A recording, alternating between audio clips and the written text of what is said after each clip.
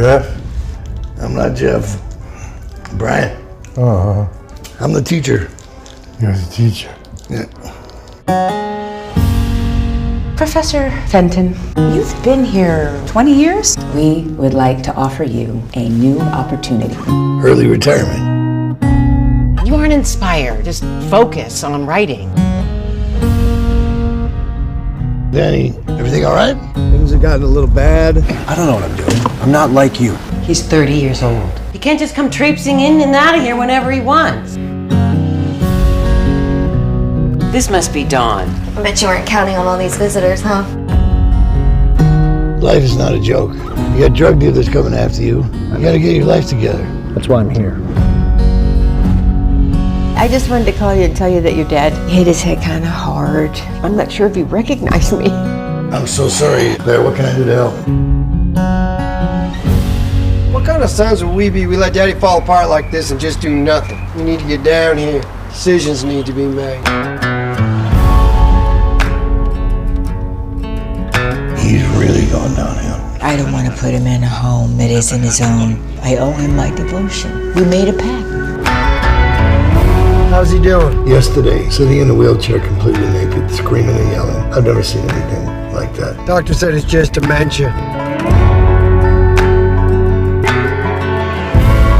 I found these boxes, all these pictures, man. Your grandpa wrote these when he was your age. No way. These are amazing.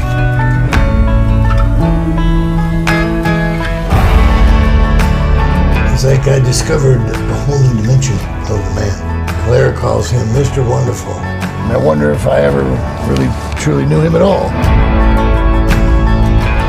I bet you'd love to talk to him now. This is a story of hope. It's about memories and about truth. This is a story of love. This is a mystery, just like he was.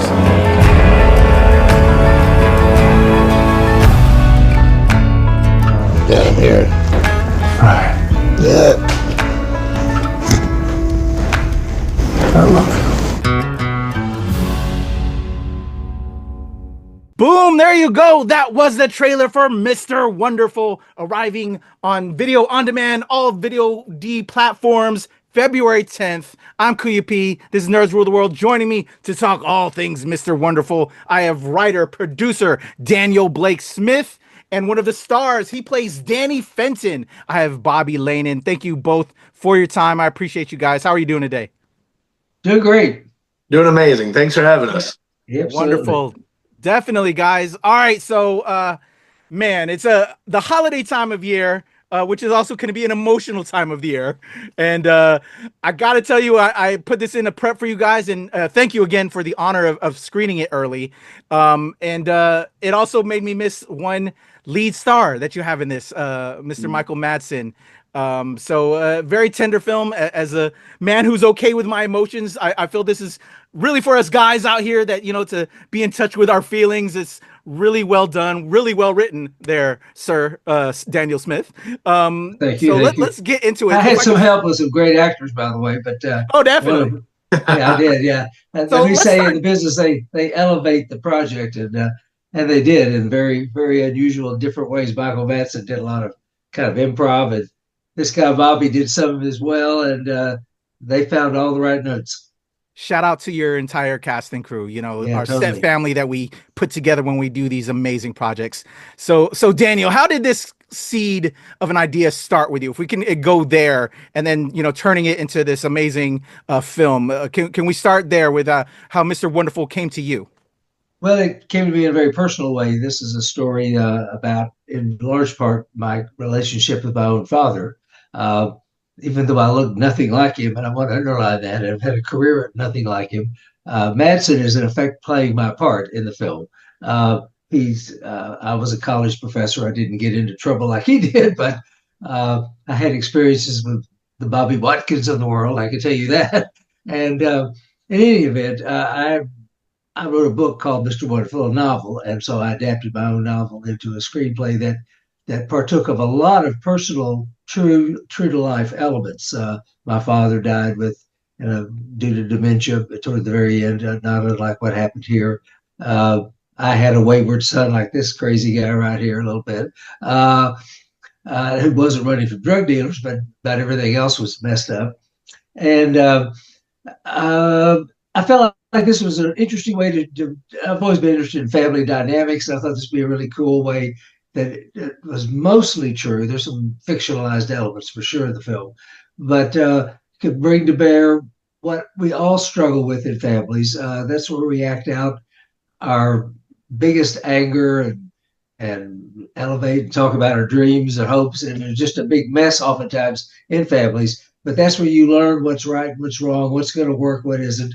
And you either figure it out or you don't. And, everybody in this film, except maybe Corinne, Kate Hodge, the wife of Michael Madsen in the film, she's probably the only one that's got it totally together. She and Claire. Actually, the women sort of had it together. That's maybe not to include Dawn, because she was searching like Danny for some sort of path forward. But we're all looking for a path that makes sense to us and gives us a future we can believe in, a story about ourselves. We all live with these narrative stories in our heads, true or false, that we latch onto, and they either help us or get in the way of making progress. And so the film's just using the family as a microcosm to explain the search for meaning and purpose, and hopefully it did so in a way that people can relate to. Definitely. Well, number one, let me just tell you, thank you for opening up yourself. I think the best material comes from lived experiences, and through that, if you're a wonderful writer, which you are, another pun, especially wonderful side, it will show through the material, and it does. And so again, thank you for bearing your soul, putting yourself into the material, and also because of the subject matter, it's such a universal thing that we all go through, and it's so relatable and will reach and help. I think that's part of our duty as creatives and filmmakers, is to use that responsibility that we have to help, whether it's entertaining or inspiring and educating and helping people along those same paths that they're going through. So thank you, Daniel. So you write this script, you turn it into a screenplay. Was this like your first foray into film with this project? Can you talk to me how we got into pre-pro and bringing on such an amazing cast, including the wonderful Bobby Laenen that we have waiting at the wings at the moment? Yeah, no, this was my third film, and I'd done a lot of documentaries before that, because as a college professor, I did a lot of documentaries about American history and so forth. And but I moved over into narrative writing about 10 years ago. I did Texas Heart, that Mark David, also who directed, Mr. Wonderful directed, and that was about growing up in Texas, North Texas, where I spent my young years. And then when speaking of family, my brother Stuart Smith, who was an executive producer on this project, called me up one day, just about 6 weeks before we started shooting this, maybe 8 weeks, and said he believed in my writing so much that he wanted to fund a movie of my choosing, a modest one that he wouldn't take a fortune to fund. And after I picked myself up off the floor, because this guy is a former priest, he's not like Mr. Moneybags, and he had the money and to make a start at it. And so I called up Mark David immediately, because as Bobby knows personally, because you work with Mark all the time now, he is the best at taking $1 and making it look like $10. I mean, I think, I don't want to put you on the spot there, KUYA, but I think it's a film that does not look like it was made in 8 days, which it was, and made for, let's just say, under 200,000. Wow. It looks like a movie that had a lot more in it than that. Mm-hmm. And that I knew that Mark could find a way to squeeze the life into it, the most value for the buck, and assemble a cast that would be well worth what I was trying to tell in the story. And he did. So we did it. We had like 8 weeks to put it together, and then we shot it in 8 days, and we came back and did some pickup shots, but that was it. And that's guerrilla filmmaking, indie style.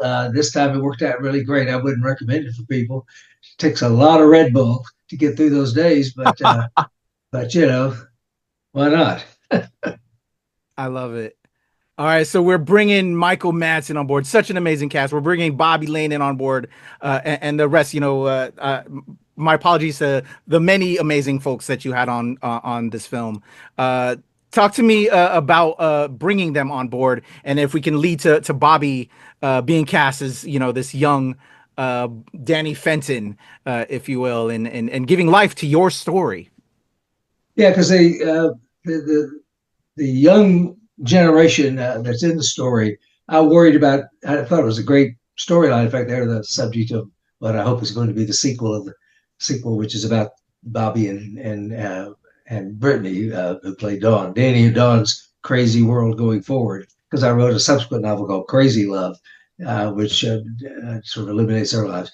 But we were lucky to get Priscilla Barnes, used to be with Three's Company years ago, to play Claire, Robert's wife, Robert Miano, playing my grandfather. My father, excuse me. And Kate Hodge is terrific to play Corinne, and Brittany is terrific as Dawn. My God, everybody was fantastic, including Bradley Stryker, who played the brother of Michael Madsen. Lou Temple, the minister, I think he's a very funny guy. Put an impossible situation, to put it mildly. And then to get Bobby, which was just a stroke of genius, because I just barely knew of him from one of the other film projects that Mark had been doing called Sunlight. Bobby's one of the star of the film, and but I didn't know him personally at all. I thought you can get him, and he'd do it, and he did, and it was fantastic because he brought the movie to life. He and Dawn, but particularly his gift for being both a wayward son, but also somebody who had a certain perch on reality that you had to respect. And indeed, at the very end of the movie, you hear Madsen's character saying, "I'm going to pick up the ball that Danny's talked about. And if it feels right, just do it." And so crazy as he may have looked like in the film, Bobby's character was the North Star for the film in terms of what you have to do. All right, Bobby, let's get into it a little bit. Bring you up in here. When you met with Daniel and you were reading for this, and this character of Danny Fenton, the grit, the everything, working with Madsen opposite him, what did you want to bring to the role when you climbed on board? Initially, I worked with Mark, who directed the film. Him and I are great friends, and I met him on a couple movies prior to Sunlight, but I'd worked with Mark before. I absolutely love acting for him. And I'm lucky enough that Mark was one of the few people in this industry who've given me the opportunity to kind of show my acting chops, because a lot of the times I spend stunt coordinating, doing stunts. I act when I can, but it's a very linear world in Hollywood. So when Mark gave me the opportunity to read the script alone, he's like, "Hey, check this out. I think you'd be great for this role." It kind of goes back to the kind of real life implementation of the story in like people's lives, because it kind of floored me when I read the script. And this seems to happen with Mark's scripts for some reason, whenever they get in my hands. It was so relatable. My dad also had passed from dementia. It was a long, long road, and it was, quite recent. It was only a few years ago. So the role of Danny, I wanted to bring exactly what his character kind of portrays, is like the real life, the no kind of hold bars mindset. You know what I mean? He just kind of speaks. Sometimes, he says things before he thinks about it, and sometimes it's bad, but sometimes it's right. And it's a lot of things that people are afraid to just kind of let loose on. So having that mindset, it really is just a joy with the script, especially Dan being such a great writer. I read the script, and I fell in love with just the amount of word vomit that this guy has, even before he knows what a word means. He just blurts it out, and he's got to, ask what a actual word means. And it's, I wanted to bring just a really lovable, but also like, it's very heartfelt too. He's going through some stuff, even though it's like crazy and out of the norm. It's a tough thing, especially guys his age. You know what I mean? Not enough guys, I think, talk about how they feel in this depth realm, you know. And you know, the whole situation with Dawn, I mean, in reality, it'd be a very hard thing to get over with. And you know, I think that's another homage to Danny's character, is that he's willing to forgive somebody that he walked in on doing something so unforgivable, you know. And it's, you know, it's circumstantial, it's situational. But I think the heart and the grit was my favorite part about this character. It was so much fun to play the goofy side of him and the, you know, the crayons missing part. But, you know, it's like, I just had a joy with it, man. It was such an honor to play it and to bring Dan's story to life, especially knowing how close it was to my own, you know, situation. It was just such a pleasure. Amazing. Love that. Love that. You know what? I want to go kind of like, you know, go kind of continue that on a little bit. I'm beyond just, you know, talking to you guys as a host. I'm a filmmaker, actor, playing real life folks, you know, in film. And that was, to me, it's like a responsibility, you know, and I'm sure you would agree. What was that like, you know, stepping into the shoes of, you know, this real life person that Daniel, you know, has, and getting notes back and forth and just, you know, bringing it to life. If I can go back to you, Bobby. Sure, yeah. And this is kind of in some ways an unpopular opinion for actors. And I kind of like, yeah, really in life, I kind of make my own path with a lot of things. And, you know, a lot of actors are like, you know, you're bouncing off a real guy, you want to get notes and stuff. And to be honest, I'm completely the opposite. If I'm portraying somebody, you know, I love to learn about them, hear about them, and I'll drop back to Sunlight, actually, because I did play a real life guy, and this was an extremely much different story. But the guy was bipolar schizophrenic. He was an environmentalist who, you know, his life was consumed by this thing, and it was the first time, and the word responsibility does not even come close to how it felt.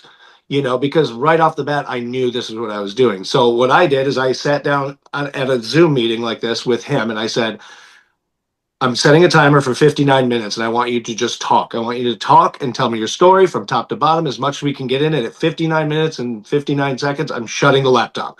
And that's exactly what I did. I literally shut the laptop on him, and I went about making the movie without as much communication as I could, because I did not want it to affect what was happening. And I just wanted, you know, if it was something so off base, you know, I know that everybody would let me know. And he himself, he came around the set midway through. Well, it turned out that half of the time I was doing things so alike what he was doing without any, you know, instruction or any type of advice, that I was like, this is how I would like to portray somebody in a movie if I was going to do it. I'll follow their story, I'll follow their lines. And when it came to Mr. Wonderful, to be honest, I did not know this was a real life situation until I had met Dan on the set. You know, so the responsibility kind of came down like a ton of bricks that I was playing his son. Of course, it's not a direct depiction of him. It was still a reality-based character. So that alone, and with how instrumental he is to the character and how much I had to play with Michael, you know, and you know, if anybody knows Michael towards the end of his career, he was a little out there, you know what I mean? And it was hard to wrangle, and he's still that actor deep down, but that created an even more immense responsibility for the character, because I had to really bring him the performance that he needs to pull the performance himself out, because it's a different character for him, you know? So it was a beautiful responsibility, and I'm always honored to depict somebody in real life, you know, the best I can. Oh, definitely. Yeah. And bravo. And I respect that. I've spoken to many actors and how, you know, we all have different ways we bring life to the role. And sure. Yeah, I totally respect that. And it's what a lot of us do. You try to figure out, you know, the best way forward. And I respect that. Definitely. Daniel, so you got Bobby, you got Michael Madsen. Can you tell me now, while we're in production, you know, maybe some notes you gave or didn't give, meeting them, and also if we can pay some respects to Michael Madsen, with this being his last leading role? Well, yeah, I learned pretty early on there was no point in trying to give Michael Madsen any notes, because you know, he's made more films than I've seen probably, and and this was a tough thing for him to do. He's not used to a guy. There's one line in the film, an exchange between Danny and Madsen's character and Brian, that kind of, it's not a funny thing, and I'm not sure people pay much attention to it, but it covers a lot of ground. Bobby's character, at one point, he's out there talking to his dad, eating, I don't know what they're eating, Chinese food or something. He says, I don't live in my head like you do. And Madsen did not have a reply to that, but the reply, if he had one, would have been, yeah, Danny, you live from the skin out. And that's really what's make them interesting, is that Danny does not cogitate and think about everything. He just acts. And he just has an instinctive feel for things that is sometimes brilliant, sometimes just awfully wrong, and that's what makes him interesting to watch in performance. And so Madsen's got a kind of improvisational style, which I did not at first appreciate, but he always had an unerring sense of knowing, okay, what's the emotional truth of this scene? What am I getting to? And who cares about whether I'm saying the lines exactly right? Because many times he didn't.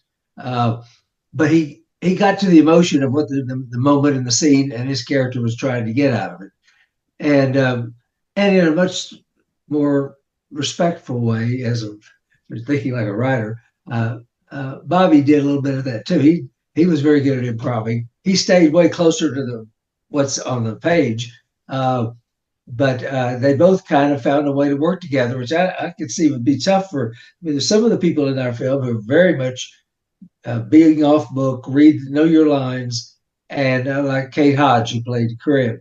And I saw her struggling with Madsen a lot, because it's like, where are you? Yeah. What part of this scene are we actually playing here? And it was to her credit and Mark, the director's credit, that they ended up negotiating a good way to play out the scene that still told the basic truth of what I was trying to get at. We just took some detours I didn't see coming, Yeah. And that was true with scenes between Madsen and Bobby as well, and especially when Dawn was there with him, but not just then. Just we're just playing along. And it must have been tough, but you had to have your mental faculties totally engaged if you're working with Madsen, thinking not just what's my line, but what could it be? Yeah. What could my line be here? Because we're off in this other direction. And I don't know how often, Bobby, that came into your thinking, where you're in a scene with him and you realize he's not giving me my cue line, really. Yeah. What did you do? Now that the film's over with, I can ask you that. What did I do? Yeah. How did you negotiate that in your mind? So I'm going to tell you. So there's two ends of the spectrum, and if Kate watches this podcast, I hope she knows that I'm sorry for being so a little improvisational. But I do the same thing. It's the first couple of days with Madsen, obviously we kind of stepped right into this story, and a lot of the interactions between my dad and I, besides like the first living room conversation, which is still a tough situation, they're very deep conversations for the most part. Things are like really kind of holding note. And to me, that is my ultimate motive in acting, is having emotion. So like Dan said, like, although he might not get the words right, Michael really, really, really tried to harness the emotion of the scene. And him and I mean, it was tough the first couple of days, and then I kind of pulled him to the side. One day, it was the day we were going to be, in the cemetery, and it was just a heavy day, heavy emotional. And Mike's been through a lot of stuff in the last couple of years, and this sort of paved the way for the remainder of the movie, because he really wanted to say the right things, but he also really wanted to convey them the best way he could, which in turn came with going off the script. So if we were able to give him the line, give him the crux of the scenario, he would dive into it, finish that line, finish the two lines, whatever it is, and then we would go to it. And at first it was a struggle, and this happened with Kate, but the main thing for somebody like Kate was that she heard the last line and she heard the first word. like those are the cues. Well, I had an issue with that too. And I kind of upset her a little bit, and I felt bad about it, because I got to the finish line, I took a detour on the way, you know what I mean? So that kind of threw people off, and I don't blame her, and everybody has their own process. But with Michael, I think it came to a point where I was seeing past the words. There was a lot of the, like, we were so connected in our, stories of both of our dads, we kind of bonded in that situation. His son, he's had some loss and whatnot. So the emotional connection, I think, ate through that wall, that verbal barrier, which helped a lot, to be able to connect with him. So I think that was probably at the end the key for me. I mean, we would hug it out. We cried. I mean, him and I cried together, all kinds of stuff, so it's just a beautiful thing to be able to look past that. And that's, to me, what acting is really about, Yeah, completely. He was able to tap into some tough emotions. You may not know this, but he 2 years before we shot the film, Michael lost his 26-year-old son to suicide. Yeah. And even though that's, of course, a different kind of death than what happened to Robert in the film, in the fictional story, but it's still a loss, and how you grieve that and deal with it is a very powerful thing that an actor who can tap into their own emotions can really get into it and make vivid for an audience to understand. And I thought that Madsen did capture that. I don't know what you thought, but I thought for a guy who plays characters who are just tough guys and beats them up, I mean, it's a long way from Mr. Blonde to Mr. Wonderful, is what I'm trying to say. But I think That's that a long way. I think that really shone through. Like, guys, you're comfortable with your emotions, KUYA, and so am I. And I don't mind going to the movies and crying and whatnot. Michael is not that type of guy. So when these things started happening, I don't think he realized it at first how deep this movie was going to be. And then there was a scene in particular where he kind of came up to me afterward. He's like, "Holy shit, man! Like, we're really doing this, aren't we?" And I'm like, "Yeah, we're really doing this." And it was like from that point on, man. He tapped into his emotions. He tapped into emotions I don't think he ever did before, especially since his son's accident and all that stuff. Like, it was really just a blessing and an honor to see such a talented actor who may have fallen out of the crux of why he does what he did his whole life, kind of fall back into it and really connect with it emotionally. So it was, you can see it in the scenes where he breaks down and stuff, man. You can see the struggle. It's a hard thing, but he let it go, man, and he enjoyed the hell out of it, man. I can tell you that right now. So it's such an honor and it's so sad to me that this was his last film, because I think it would have turned his career around in a way that would have been so nice for him. Yeah, people. I was telling people one way to both market the film and accurately describe it is come watch Michael Madsen like you've never seen him before. Yeah. And I think that other people would, if his career could have gone on. I think, I'm not trying to elevate our film as some sort of pivotal thing in his life, but I do think it showcased him in such a way that if he had remained healthy and was still out there in the world trying to perform, I think he would have gotten much stronger, more complex, nuanced gigs in the future. Yeah, really definitely.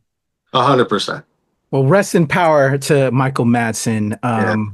Definitely thinking of him. But also, gentlemen, thank you for speaking truth and being very open. As you were saying, Bobby, as well as you, Daniel, the art of filmmaking that we love. We're artists. We're empaths. I'm a very much empath, like you were saying, Bobby. I'm not afraid to share my emotions. As I get older, it comes out even more. I'm a father now, so it's like crying all the time. But I think it helps with what we do and the material.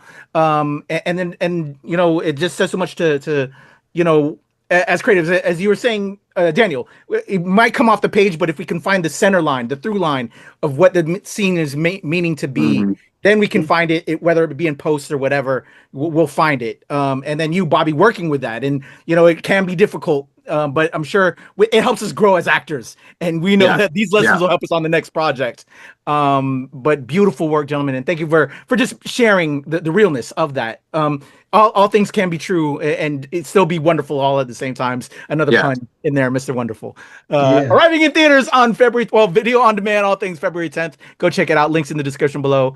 If I could go back to you, Daniel. So seeing Bobby and Michael give life to your story, was there anything that when you finally got to shooting it that you were really looking forward to, that maybe we can pinpoint that was really maybe difficult, or you're looking forward to seeing it play out with your stars that you had involved with this project? Well, it was a whole bunch of the scenes, but the one that I don't know what you thought about it, Kuya, but I think most people will forever remember is the headbutting scene in the funeral. I was really excited to write that, but then I thought to myself, Dan, this is kind of crazy. Why did you write this? And I thought, well, I've got a crazy guy at the core of this story that if I'd set it up right, which I think I did with Danny's character, practically crawling into the casket and, just being kind of out there with what he believes and, no second thoughts. He doesn't really filter anything. It's unfiltered action. And I think he would have been so, it made sense to me that he'd be so put off by all this BS about, we're going off to paradise and everything's hunky-dory and so forth. And he basically, as Jeff's character said, you're just giving us this atheist crap. Well, but one person's atheist crap is another person's really thoughtful perspective on the unfairness of life and how things can go off the rails for some of the greatest people in the world, as he says in his speech there at the funeral over the casket, that this is a guy who saved people and brought them into the world and stood up for people and did good things. And, he was a cranky guy and all that, but he was still a life-giving person. And look how he had to end his life. Come on. Where's like as you said, what shitty God do you have that does this kind of, allows for this kind of thing to happen? And it's just that old question that theologians still worry over, which is, why does God allow bad things to happen to good people? And there's no real great answer to that. And Danny, far from being a theologian, nonetheless is tapping into that question. And then he tapped into his forehead in a big way. But I just thought that explosiveness of it kind of hopefully felt like, well, this is not the way I thought the funeral would go, but given the chemistry of these people and Danny's role in that in particular, you can't write that out as a possibility. You can't just say it's impossible and nobody would do this. In this case, I hope it seemed quasi-realistic and at least quasi-possible or plausible, but still pretty riveting. And I thought I described it as upsetting and hilarious at the same time. And I don't know if that's the reaction everybody else has. What did it feel like doing it, Bobby, when you were playing it? Did you think this is crazier than I thought, or what? No, and it's funny. I'll just say this. One of the biggest things in this movie that drew me to it, and like I said, so for some reason, Mark's scripts and the movies we end up doing, this tends to happen, but this happened in real life to me. Not the fight at the funeral, but my speech. The speech that I gave at the funeral was the speech that I gave at my dad's funeral. It was the same thing. My dad was such a good guy, and for 10 years, he just got everything stripped from him, so it was a very hard-hitting and very personal situation. And I don't think it's far-fetched, especially not for somebody like Danny, who lives in Boaz and, drives a Corvette and wears cutoff jeans and T-shirts to, Sunday church or, breakfast with the family. It's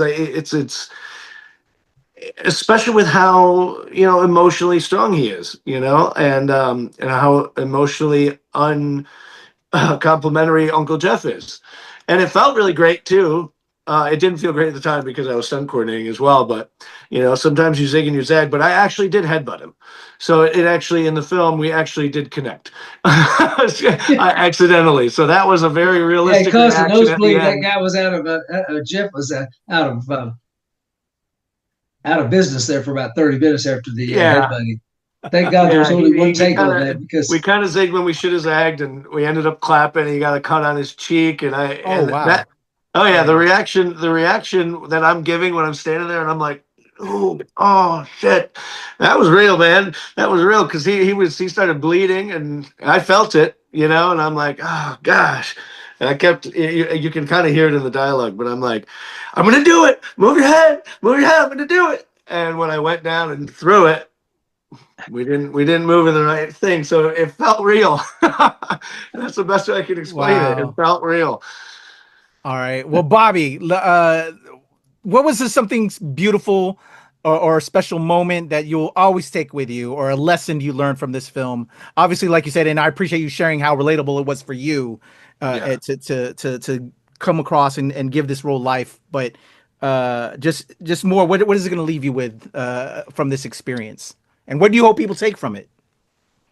Okay, I'll break this up into three. The first thing that I obviously would take away from it is although it was the speech that I gave at my dad's funeral, and what I've thought, it was much more freeing in this film to give it out and yell it and scream and say, why am I apologetic for this? That was a very big burst of emotional energy. I think that's been dying to get out for 4.5 years now. So that's number one. Number two, working with Michael and looking into the eyes of somebody who had given up, I think, on a lot of what he does, why he was put on this earth, and to see it reignite. To see that spark come alive behind Michael's eyes again is, that is why I do what I do. I mean, I love what we do, and those special moments that I shared with Michael, I will never forget those.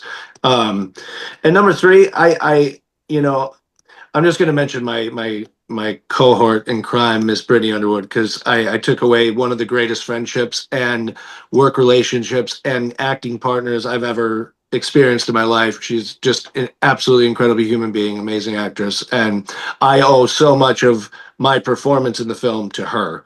Because she was just, the second we came together, it was a perfect thing. So I forever am going to cherish that. And I hope people take away sort of, what the tagline of the movie is how will you be remembered, and how do you want to remember your life?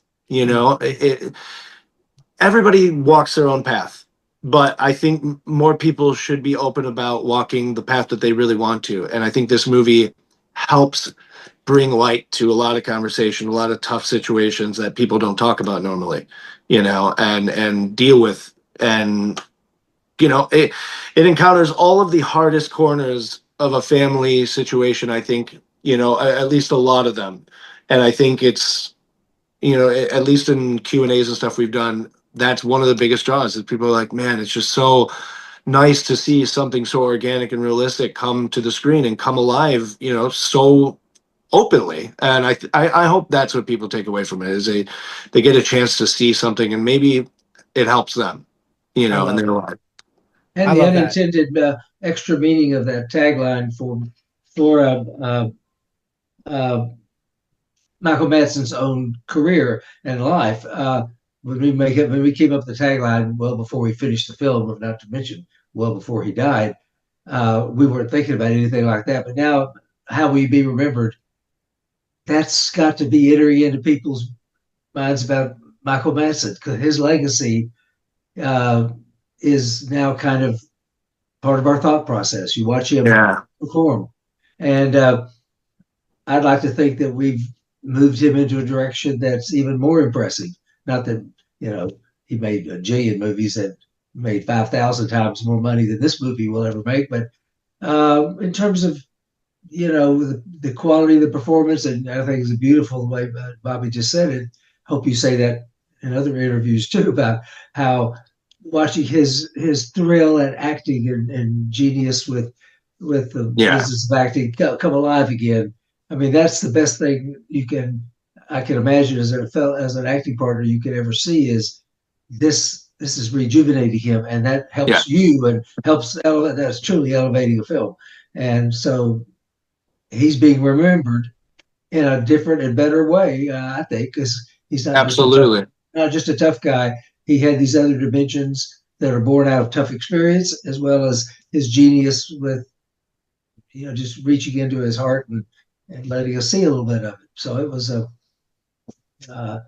that sense, I would never change that tagline. I don't know what anybody said, because that tells us so much about the film story, but also about Michael Madsen's legacy.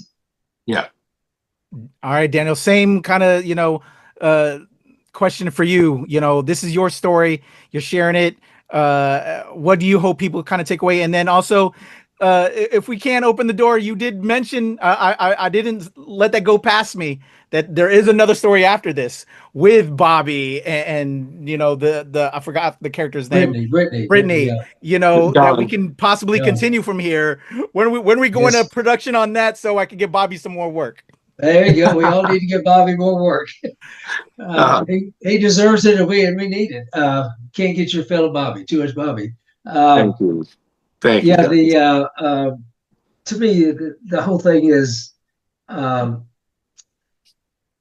obviously closer in age to the Madsen character, and that was the central character, even though the other characters are vivid in people's mind, and that people care a lot about them too.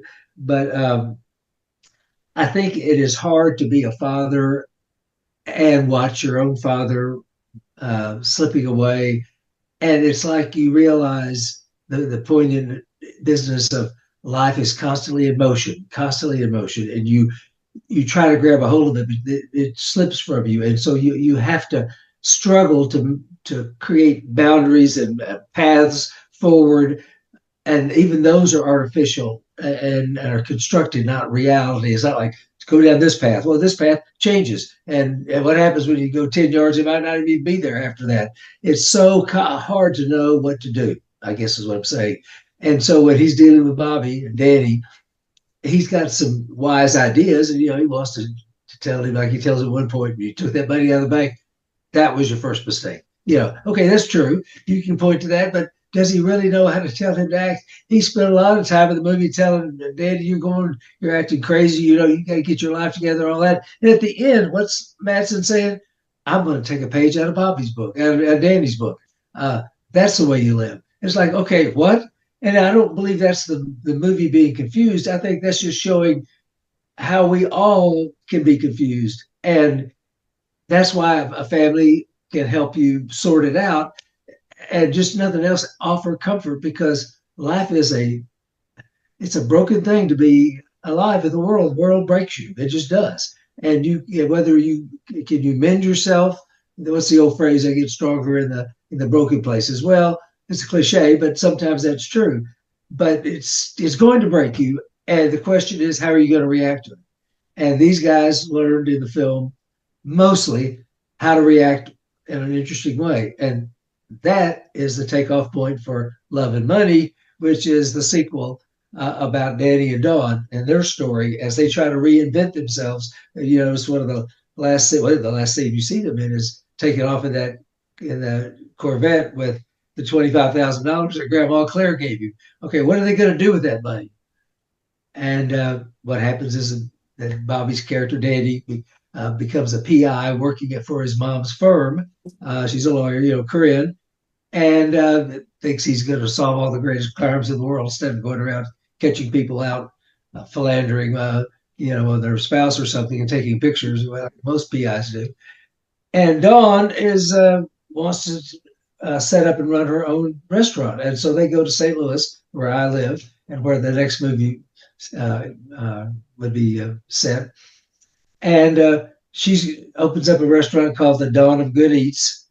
And Bobby is a character is meanwhile trying to catch all these bad guys, and he happens upon a money laundering scheme that, as it happens, underpins the very restaurant that Dawn is presiding over, somewhat without her knowing it. And so it's like his dream to be this big successful PI collides with her dream, which is to run a successful restaurant, because he's in effect investigating. So it's a really interesting romantic thriller, I guess you'd say, about what happens to these two people, because she, without realizing it, is getting caught up in the Dixie Mafia that is running things and laundering, using her restaurant to launder money. And Daddy, despite not really knowing how to be a PI, just like everything else, he just stumbles on this really cool reality that he's figured out. And so that's what the whole story's about. So get ready for Love and Money. That's the name of that movie. So we're saying pre-production in 2026. I hope so. Yeah. Bobby, you ready? Yes, I cannot wait to make this movie. You have no idea. He has the man. background with stunts, like, come on, he's got everything. I'm trying to get you there, Bobby. I'm trying to get Thank you. Good. I appreciate it, man. I need it. Well, number one, Daniel, thank you again for sharing your story and also showing male emotions. We don't do that enough. And generational male fatherhood, grandfathers, and then with Bobby's story in there, all of that, just, it's very important. I think we as men, we've have a very, my father is like you, I think you were saying, Bobby, like, I don't know if you said your dad, but was very, wouldn't cry. Like, that's my dad. He like very old school, but I think that's just growth. And, we've got to get more comfortable with ourselves. And I think a film like this helps and just at least starts the conversation so we can all help each other all the way around, Absolutely. And, I think it's beautiful. And I want to, again, thank you, Daniel, for the material. Hey, thanks for letting us talk about it and asking such good questions and provoking thought, because I'm kind of learning some things here too, just by hearing your reaction and listening to Bobby and things I hadn't really thought about. So it's kind of a cool experience for me, and I'm supposed to know it all, and alas, I don't. No, not a problem. Always up for a conversation. So please, as things go along and Love and Money happens, can I have you come back and Bobby, please, anything you have going on, I'd love to throw some virtual flowers and help promote and do what I can. Thank you very much, brother. Love to. Thank you for having us. It's been a treat. It has been very much. Thank you, KUYA. Definitely, gentlemen. Thank you so much, everybody. That is the amazing Daniel Blake Smith, writer, producer behind Mr. Wonderful, as well as Danny Fenton, actor Bobby Laenen. Show them love. I'll have the links to their socials and everything in the description below. Please support this film, dropping on VOD, all digital platforms, February 10th. Let's talk about it and let's have them back. I'm KUYA P. Nerds rule the world. Thank you. All right, guys, there's a cut. Thank you.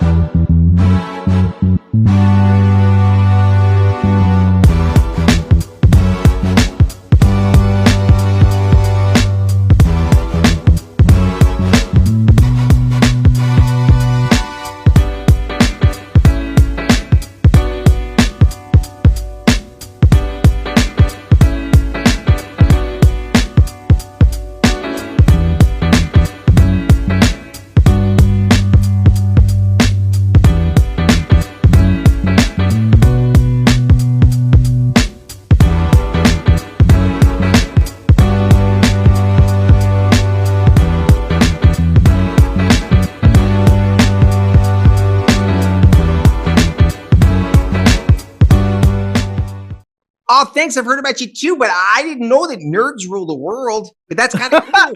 Nerds rule the world. Pleasure chatting with you. Love to all my nerds who rule the world. Yeah. Nerds rule the world. Yes, we do. Thanks. Nerds rule the world. Thank you. I love the nerds ruling the world. So more power to you. Patrick, what up, man? And yes, they do. Nerds rule the world, kid. Yes, sir. Thank you. Awesome. KUYA P, Nerds Rule the World. Hello. Yes, they do. Yes. Oh, Nerds rule the world. I got. It's in the title of your show, like Nerds Rule the World. Like, I want more Black weirdos on screen, and I don't feel like we ever get to see that very much. Thank you so much. Nerds do rule the world. Yes. Thank you. And I love what you do, and I love nerds, and I think we're all nerds at heart. But anyway, thank you, Nerds Rule. Love it. Hello, Sarah. Hello, Julian. Yes, Rock on. I love it. Thank you so much. It's good to see you. I love Nerds Rule the World. But yeah, there's a heavy nerd component, man. Yeah. And at the end of the day, if you ask me, nerds rule the world. So Absolutely. And you're right. Nerds do rule the world. We're just the best. Yes. Nerds do rule the world. I agree. We do. I agree. We're We're awesome, aren't we? Thank you, ladies. Thank you so much. Yes. Thank you, guys. Bye. And nerds really do rule the world. Thank you, sir. It's your boy KUYA P. Nerds rule the world. Thank you so much, guys. I appreciate you. Do.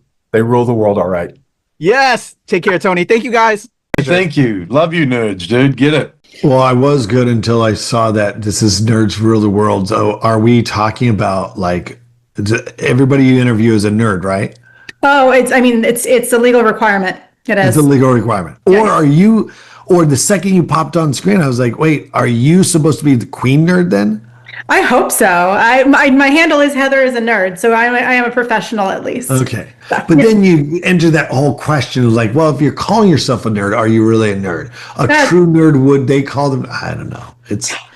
I'm going to start going cross-eyed. Going to psychoanalyze this a little bit. Yeah. Nerds do be ruling the world. Hey, let's go. Swang Who in the building. All right, there's a cut. Recording. Here we go. In a 1, 2, 3.